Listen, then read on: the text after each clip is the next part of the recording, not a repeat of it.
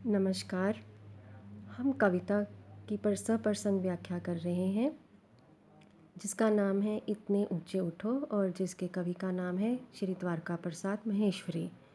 कल हमने किया था तोड़े बंधन रुके न चिंतन गति जीवन का सत्य चिरंतन। हमने कल यहाँ तक सप्रसंग व्याख्या की थी। तो आज हम आगे बढ़ते हैं। धारा के शाश्वत प्रवाह में इतने गति में बनो कि जितना परिवर्तन है।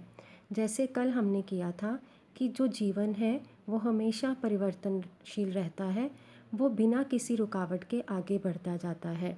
जिस प्रकार नदी का पानी अगर रुका रहे तो वो बदबू मारने लगता है, उसी प्रकार हमारा जीवन अगर हमने विकास के मार्ग में आगे बढ़ते रहना है तो हमें जीवन को निरंतर बिना किसी रुकावट के आगे चलाते रहना चाहिए।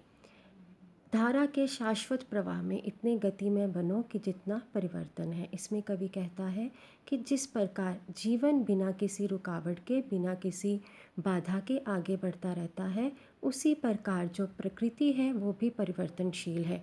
अर्थात जैसे कि मौसम की परिवर्तित होता है, जैसे मौसम परिवर्तित होता है, कभी वर्षा ऋतु का आनंद हम लेते हैं, कभी गर्मी आ जाती है तो कभी सर्दी आ जाती है। अर्थात प्रकृति भी कभी एक स्थान पर टिक नहीं रहती, उसमें भी परिवर्तन होता रहता है। इसीलिए मनुष्य को गति से युक्त होते हुए शाश्वत अर्थात सदा रहने वाले इस प्रवाह में प्रकृति के साथ आगे बढ़ते रहना चाहिए। चाह रहे हम इस धरती को स्वर्ग बनाना, अगर कहीं हो स्वर्ग उसे धरती पर लाना। कहते हैं कि हम सब की चाह है कि धरती एक स्वर्ग की भांति लगने लगे। अर्थात स्वर्ग जहाँ पर किसी भी व्यक्ति में, किसी भी मनुष्य में जाति, धर्म, वेश, रंग, रूप के आधार पर भेदभाव नहीं किया जा सकता, उसी प्रकार धरती पर भी किसी भी मनुष्य किसी भी जाति को धर्म रंग के आधार पर भेद ना किया जा सके। इसलिए हम धरती को स्वर्ग की बनाने की इच्छा रखते हैं। चाह रहे हम इस धरती को स्वर्ग बनाना, अगर कहीं हो स्वर्ग उसे धरती पर लाना। कवि कहता है कि हम सब की इच्छा है कि धरती को हम स्वर्ग की भांति बना दें, जहाँ पर किसी भी मनुष्य में आपस में कोई भी भेदभाव ना रहे, सबको समान रूप से इज्जत मिलती रहे। सूरज, चांद, चांदनी, तारे सब है प्रतिपल साथ हमारे।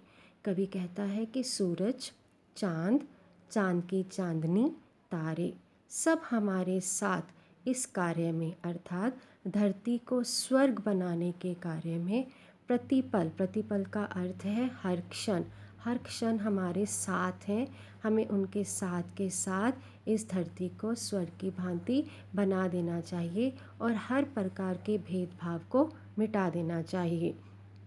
दो कुरूप को रूप सलोना, इतने सुंदर बनो कि जितना आकर्षण है।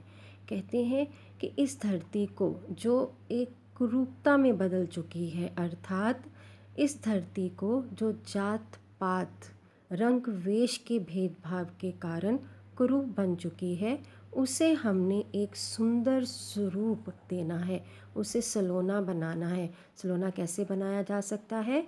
इस जाति पाति धर्म भेद के आधार पर जो मनुष्य एक दूसरे के साथ भेदभाव करते हैं, उसको हटाकर, उसको ख़त्म कर इतने सुंदर बनो कि जितना आकर्षण है।